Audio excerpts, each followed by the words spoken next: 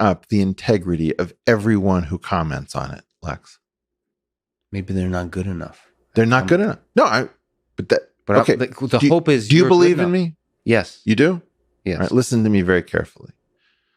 My spider sense, my intuition that has allowed me to survive in this space, I've been mouthing off since the 80s, tells me this is a super dangerous time for smart people to be spending the dry powder because the election doesn't make sense.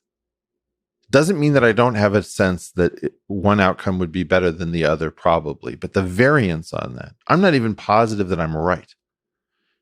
These two options are so completely inappropriate to the world of 2020. What we need is so diametrically opposed to more boomers and more silent generation people trying to sort out a highly technical world being mediated through social media.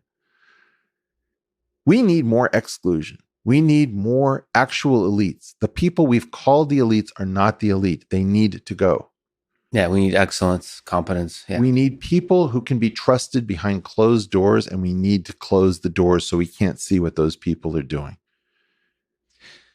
Here's the thing. Imagine that you had a bunch of people who'd all seen action in combat, had all volunteered to be part of the armed services, had all come from backgrounds where they didn't need to. So you were convinced that these people had put their lives on the line for their country, not for a payday. Imagine you had 10 of these people with technical backgrounds. Men, women, black, white, Muslim, Jew, doesn't matter, right? I would trust those people and I'd close the door. I don't want to know what they talked about. I don't want transparency into all of their negotiations. I want to know that they're patriotic, that they see something in the world bigger than themselves and their family fortunes. I want to know that they're courageous. I want to know that they've got all of our well-being, and I'm willing to roll the dice. And if they screw us over, I'd rather go down like that. Okay, so I disagree with you there because there's a difference between those and Jocko, because you're now speaking to people with credentials of particular. I'm talking about self-credentialed people. Self-credentialed. I view Jocko as self-credentialed. But the powerful thing about Jocko is he's not only self-credentialed, but he's been real with people. The magical thing about Jocko isn't his book, isn't his life story, is he's been talking on a podcast for a long. There's something real that happens. Okay, so if you took Dan Crenshaw, and Tulsi Gabbard, and you took Jocko Willink, and maybe Jesse Ventura, right? You can take. I see where you're going with this. What? You can take Bernie Sanders, who's a lone voice. You take all of these people who've really just risked. Why do we trust? Why is Katharine Hepburn the best that Hollywood ever produced? Because she told Hollywood to go fuck itself. Hard. They gave her 4 Academy Awards, and she said, "Love you, sweeties. I'm going to use them as the doorstops for the bathrooms in my house." See, that's skill. That's what you were talking about. Yeah. Be Katharine Hepburn. Audrey Hepburn is pretty amazing, but Katharine Hepburn is next level, right? Well, that's what you're trying to say to me. Yeah. Okay. I'm trying to figure it out, Lex. Okay. I don't have the answer yet. What I do know is that this election is chewing people up. And I mean 2 separate things. One, that parties don't have enough integrity, that if you comment either for or against, there's a short sequence where you make a comment that's nuanced, you get referenced to something, right? Take this thing about, find people on both sides. That is non-resolved after N years, whether the context should be reported or not. We are in some situation in which Democrats and Republicans are primed to fight each other the way introducing 2 ants from 2 different ant colonies always produces a battle. Yeah. Okay. I don't want to be in that fray because those people are going to kill each other mindlessly like robots. And until the election is concluded, do I think this is dire? Yes. Could it be make or break? Absolutely. I'm not saying that. Do I know which way this goes? I can make an excellent argument that we need to elect Joe Biden right now. That we've got a situation which can only be cured by voting for Joe Biden. I can make another argument that we could have a situation that can only be cured by defeating Joe Biden right now and all of the things that the modern Democratic Party represents. Yeah. I don't have, it's not the lady and the tiger. We're choosing between the tiger and the tiger. It's the Sumatran tiger versus the Siberian tiger. Mm-hmm. Right? I'm trying to think, well, which tiger do I have a better chance against? The key problem for us politically is that we have to divorce the concept of the center and moderation from kleptocracy. Every time we try to say something like we need more moderate solutions, we need more pluralistic solutions, people will say, wow, you just want to hand us right back into the swamp, don't you? Those swamp people. Because the moderates and the swamp people are the same people. Right? So then we have these two crazy wings. We can't have crazy right-wing people. I don't want any tiki torch BS. We can't have crazy left-wing. Don't attack my courthouse. Really don't attack my courthouse. And we can't have moderates. It's like, okay, how do we install our children and rape, pillage, and get these speaking fees when we're out of office and become, cozy with the things when we're supposed to be regulating them and then, become their lobbyists, immediately when we leave office. All of this stuff. We need an entirely different system. And I can't talk about that at the moment. When I talk, people say, oh, wow, so you're going to sit this one out because you're a pussy, because you're a coward? Great to know, Eric. We thought better of you. Bye. Click. I don't know what to do. So, but are you thinking of what to do? Yeah. Oh, you better believe it. Look, Brett had this idea of Unity 2020, and I told him it was a wrong idea. I didn't tell him that Unity 2024 was a wrong idea. I didn't tell him that Unity 2028 is a wrong idea. And if I were to make the case that he was right and I was wrong, because he's now shuttered the thing, right? I would say that the case to be made that he was correct is that by doing this in 2020, we found out what we were up against. It's good to know that Twitter can turn this off at the drop of a hat. Yeah. Great to know. It's good to know, as we learned, that you cannot have meetings of presidential candidates in a primary that are not approved of by the party. Mm-hmm. Right? Like they've got this thing figured out, so we don't have any way in. And now Unity 2024 makes sense because Unity 2020 was tried. Okay? I don't know that we get to 2024 under all circumstances. In some we do, in some we don't. But there's a game theoretic thing that I'm not sure you're accounting for, but you probably are. But let me just make an argument. Is Jack Dorsey very likely listens to your podcast? And this is the power of these words. Something deep went wrong. But we can change it with the power of words. Something went wrong at Twitter. They have so much division on their platform. That's what I'm trying to say. They've got. It's not wrong. They just don't know. They're understaffed. They have an insoluble problem. Difficult to solve. They have an insoluble problem. This is where you and I disagree. Because, well, all right. Or I'd like to create a competitor. No, so then, give it to me. Yeah. Well, create the competitor. Show me that you actually have understood this. Because my guess is that most of the things that you'll think about, I mean, I can tell you things I've talked to Jack about, which I know would make Twitter much better. However, I think that this problem of instantaneous communication across the planet, and you subtract off all sorts of context and mutual self-knowledge, the problem is us. It's not the platforms. You're thinking about a technological solution, and I'm saying the problem is that we are ultimately the product. And I just disagree with that. And there's a lot of, that's probably could save that for tomorrow. I look forward to spending summers in your villa when you debut this product, and I would love to angel invest in it. By the way, in terms of money, I'll never have a villa. Yeah? No, I will always give away everything I own. Don't do that. No, invest into like things like you mentioned, awesome things. Yeah, invest, fine, but a little bit of avuncular advice. Mm-hmm. Don't pledge to be the person who disgorges themselves of security. Money is freedom. That's what it is. It's a big honking pile of freedom. Okay. You can choose to use it as the freedom to imprison you if you don't, So you can use it as freedom to make yourself a prisoner of your money. But generally speaking, Lex, money is freedom, and your voice is important. At least retain the amount of money security you need to follow Joe's advice. What is the point of FU money if you don't say FU? The number of people who have FU money who don't say FU indicates the number of people who chose the freedom of their wealth to create a prison. Yeah. They built a prison with the freedom they had, and they walked into it, locked the door. I think it's too difficult not to create. The reason I want to give away the money is because I just know my own psychology, and you create prisons. Our human mind just creates those prisons. The FU money is enough for basic shelter and basic food. That's the optimal FU. You don't have kids yet. This is the problem. This is why so this is me, single Lex, speaking. Great.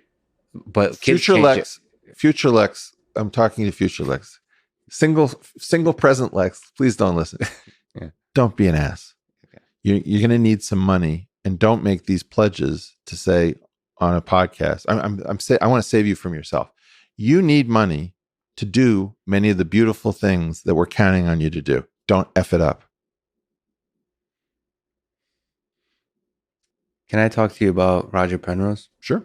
You've talked to Roger on the portal, but also in between the lines and offline, just everything you've said about Roger Penrose. For people who don't know, he just recently, a few days ago, won the 2020 Nobel Prize for Physics.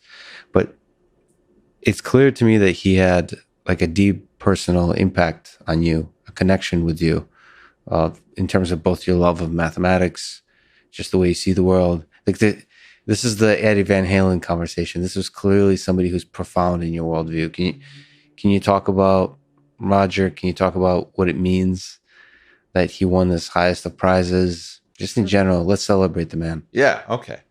So first of all, there are two other people who won this prize. I'm sorry, I just didn't happen to know who they were before they won. Roger is it is not Roger in particular, but the class from which Roger comes that is so important.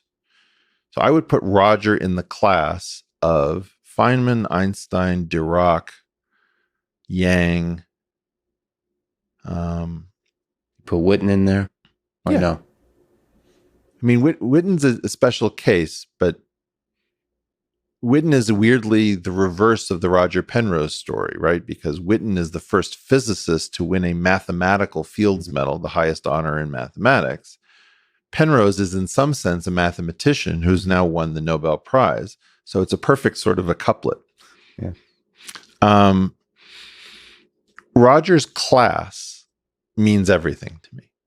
That's the highest achievement of the human mind. I'd probably throw Bach in with Feynman and Dirac and company, right? I think that he was so inventive. It was very frustrating to watch this career. It was a little bit frustrating to watch Feynman's career. Feynman was so good, and had he been born slightly different at a slightly different time, I believe his claim on physics would be far greater. I feel like Penrose, in some sense, came up a very difficult path because, you see, Einstein effectively solved most of the most important problems in general relativity right at the beginning. As a result, the children of Einstein are impoverished because there wasn't as much to pick off of the trees and sell at the market, whereas Bohr didn't and Planck didn't do nearly as good of a job with quantum theory. So there's lots to do in quantum theory. I think that Roger affected me personally by a diagram that I saw in a paper of Hermann Gluck at the University of Pennsylvania. It was the first picture I'd ever seen of the hop vibration sketched. And that, weirdly, I brought that to the Rogan program in order to sort of convey the wonder. It was recapitulating my own journey. I think I probably saw that at like age 16 or something, and it just flipped my mind.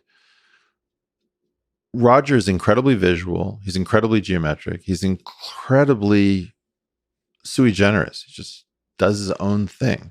He's got lots of bets. None of them had really come through the way you would hope. And I think they stretched the rules, to be blunt about it. To give him the prize. Yeah, I do. You said this thing on Twitter, which is beautiful, that every once in a while comes a human being that gives value to the prize versus the prize giving value to the human. Two different kinds of prizes. The reason that we care about the Nobel Prize isn't because of Alfred Nobel. It's because it came along at the right time to reward Einstein, Dirac, Schrodinger, Feynman. Most of the people who should have won. Most of the awards are not good in the sense that they don't really follow.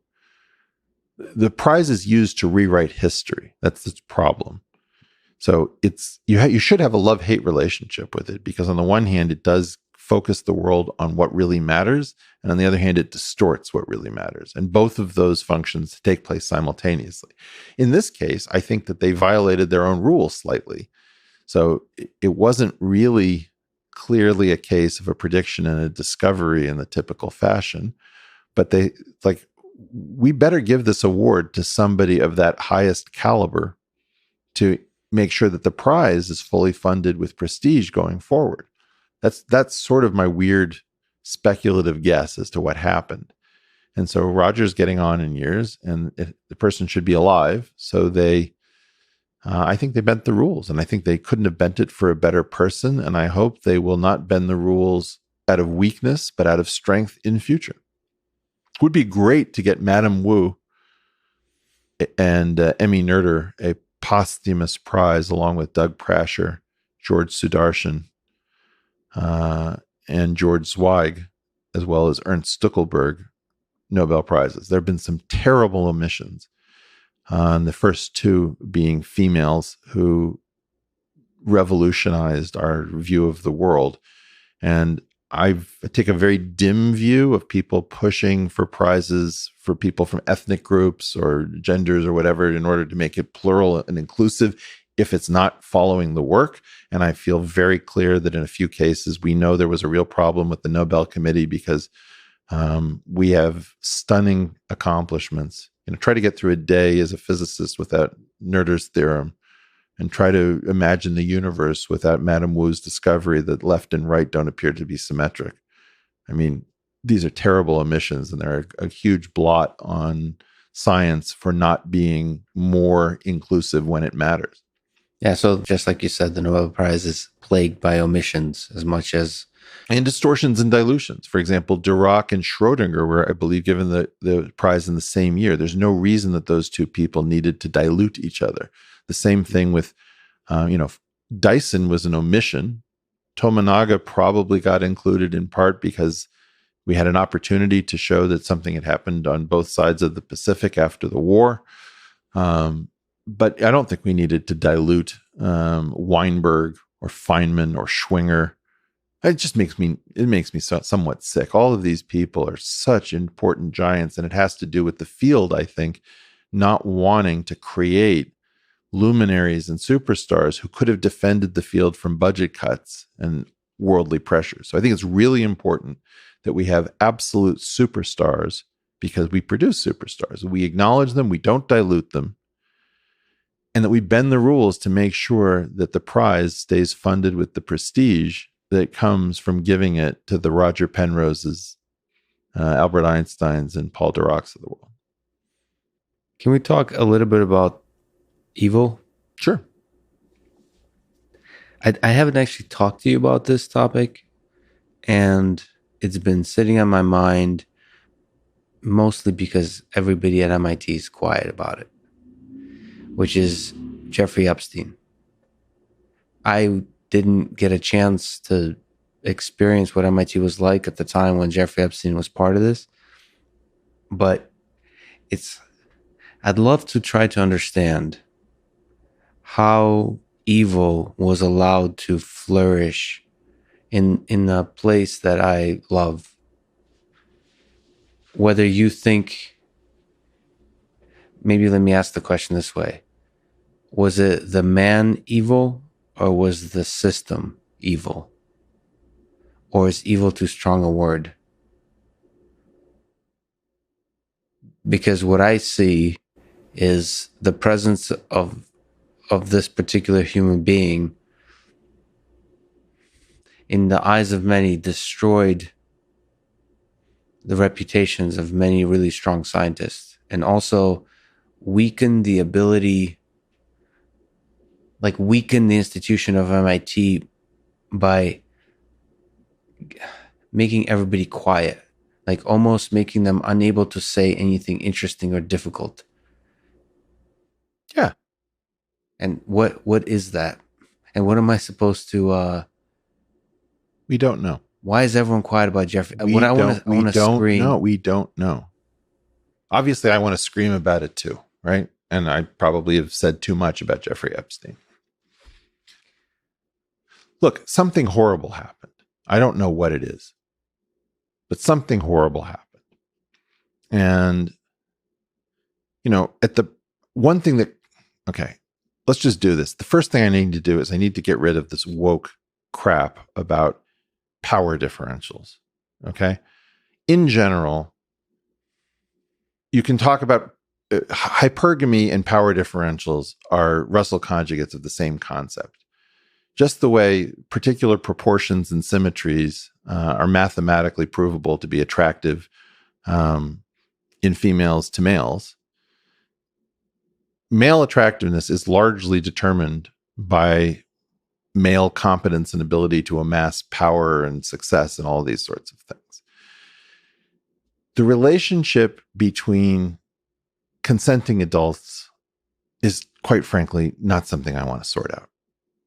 The relationship between the sexuality of adults and minors, and particularly, there's the 17, 18 issue. Mm-hmm. That's very different than 12, 13. We're talking about really sick depravity with respect to what it appears that Jeffrey Epstein was involved in at some level. I believe this story is super complicated, in part because I think one thing Jeffrey Epstein was doing was providing money, encouragement, and support to scientists. Another thing he was doing, I believe, was giving tax advice to very rich people. I believe another thing he was doing was hooking very wealthy people up with young adult females. Another thing he was doing, I think, was doing stuff with children that will curl your toes. So there's an entire spectrum of different stuff. And at the moment, nobody can pull apart or deconflate anything because the woke thing comes over it and says, I think it's disgusting that, a 43-year-old billionaire would be partying with a 23-year-old. Right. Yeah. Okay. Yeah. I don't want to adjudicate that. I'm worried about 12 and 14-year-olds that we're not talking about. But I don't think MIT was deep into pedophilia.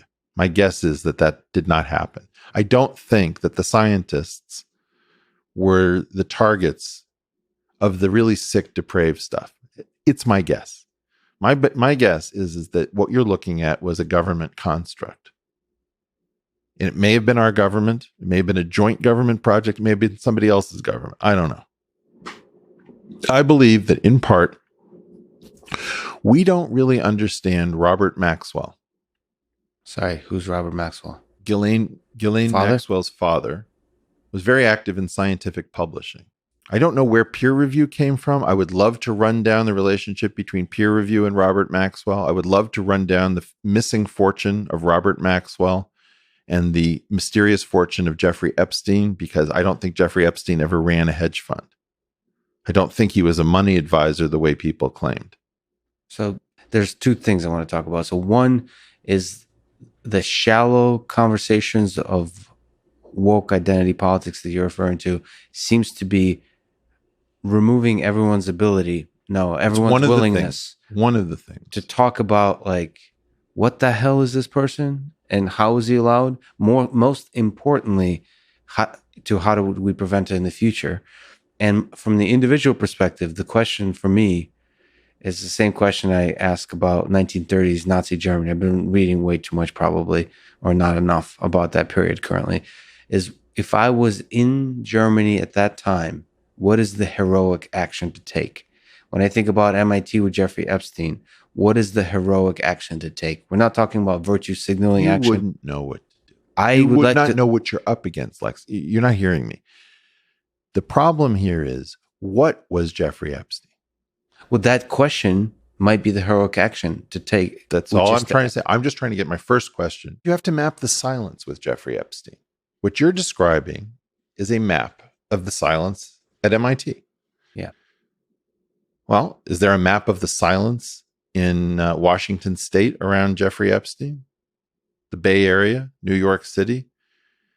The amount of silence around Jeffrey Epstein should be telling you everything. The number of dogs that don't bark is like nothing we've ever seen. You're exactly correct, but I want to know, what is it telling us? Because what it's telling me is not some kind of conspiracy, but more a disappointing weakness. Wait, not some kind of conspiracy? Is not some kind of conspiracy, You but got to be kidding. no, Or you're so afraid of saying the word conspiracy that you don't think it's a conspiracy? I just think it's people who I thought were my heroes just being weak. No. Be of good cheer, sir. A cheer? Be of good cheer. Of good cheer? Yeah. You think that there's a conspiracy? I think there is a conspiracy. That'd be a very impressive one. That's the scale of it.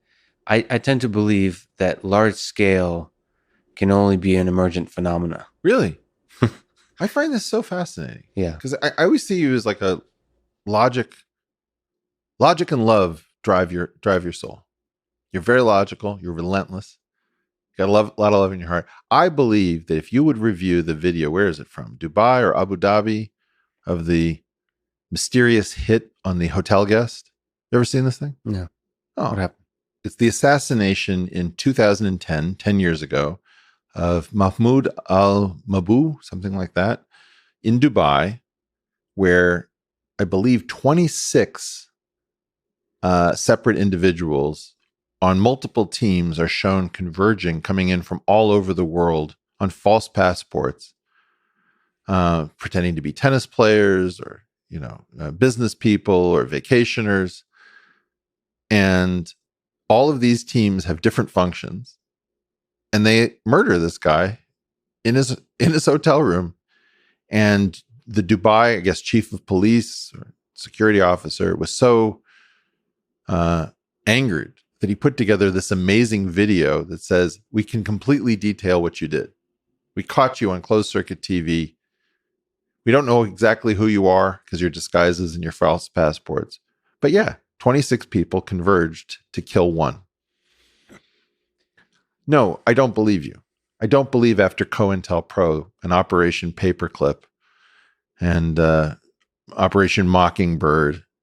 I don't know whether I should even bring up Rex 84. To not believe in conspiracies is an